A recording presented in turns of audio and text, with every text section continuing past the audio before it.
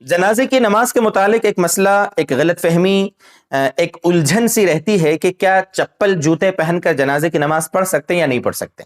آج انشاءاللہ اس کو ہم سمجھنے کی کوشش کرتے ہیں۔ دیکھیے، عام طور پر جنازے کی نماز مسجد کے باہر ہوتی ہے، صحن میں ہوتی ہے، یا کہیں کھلے میدان میں ہوتی ہے، یا کہیں قبرستان میں جنازہ گاہ بنی ہوتی ہے، وہاں ہوتی ہے۔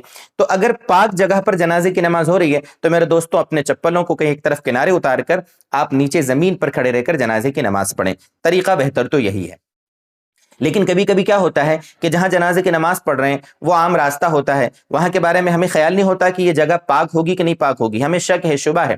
تو ایسی صورت میں ہم کیا کریں کہ چپل اتار کر چپل پر کھڑے ہو جاویں، چپل کے اوپر کھڑے ہو جاویں، کہ اگر ناپاکی لگی بھی ہوگی، چپل پر بھی لگی ہوگی یا نیچے زمین پر بھی اگر ناپاکی ہوگی، زمین ناپاک ہوگی، تو ہم چپل اتار کر چپل کے اوپر کھڑے ہو جائیں گے۔ تو اس میں یہ فائدہ ہوگا کہ اگر نیچے بھی ناپاکی لگی ہو تو کوئی دقت نہیں ہے، ہم پاک جگہ پر کھڑنے والے ہوں گے، اس لیے کہ چپل کے اوپر والے حصے پر عام طور پر ناپاکی ہوتی نہیں ہے، جوتے کے اندر یا جوتے کے اوپر والے حصے پر ناپاکی ہوتی نہیں ہے۔ تو جوتے کے اوپر کھڑے ہو جائیں گے، چپل کے اوپر کھڑے ہو جائیں گے، نیچے بھلے ہی ناپاکی لگی ہو یا زمین بھلے ہی ناپاک ہو، اس کی وجہ سے ہماری نماز پہ کوئی اثر نہیں پڑے گا، ہماری نماز ہو جائے گی۔ ٹھیک ہے، یہ ہوئی دو باتیں۔ تیسری چیز، چپل جوتے پہنے ہوئے ہوں تو نماز ہوتی کہ نہیں ہوتی؟ دیکھو، چپل جوتے اگر پہنے ہوئے ہیں تو اس کے لیے شرط یہ ہے کہ ہمارے چپل جوتے پاک ہونا چاہیے۔ چپل جوتے پاک ہے، ہم کو یقین ہے کہ ہمارے چپل جوتے پاک ہے، تو چپل پہن کر بھی جنازے کی نماز ہو جاتی ہے، کوئی حرج نہیں ہے۔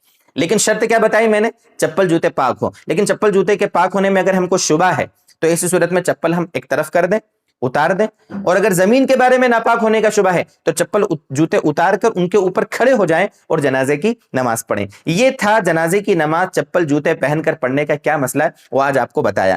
اگر بات میری کچھ سمجھ میں نہیں آئی ہے، آپ ویڈیو کو پھر سے دیکھ لیں، انشاءاللہ بات آپ کو سمجھ میں آ جائے گی۔ اگر آپ کو سمجھ میں آ گئی ہے تو آپ کی ذمہ داری ہے کہ یہ بات اپنے دوستوں کو بھی آپ بتا دیں، شیئر کریں، امت کو سمجھائیں۔ صحیح علم کی روشنی، صحیح معلومات کی روشنی آپ امت تک پہنچائیں گے، آپ کو بھی اس کا ثواب ملے گا۔ اللہ تبارک و تعالی یہ باتیں مزید ہمیں سمجھائے، عمل کی توفیق عطا فرمائے۔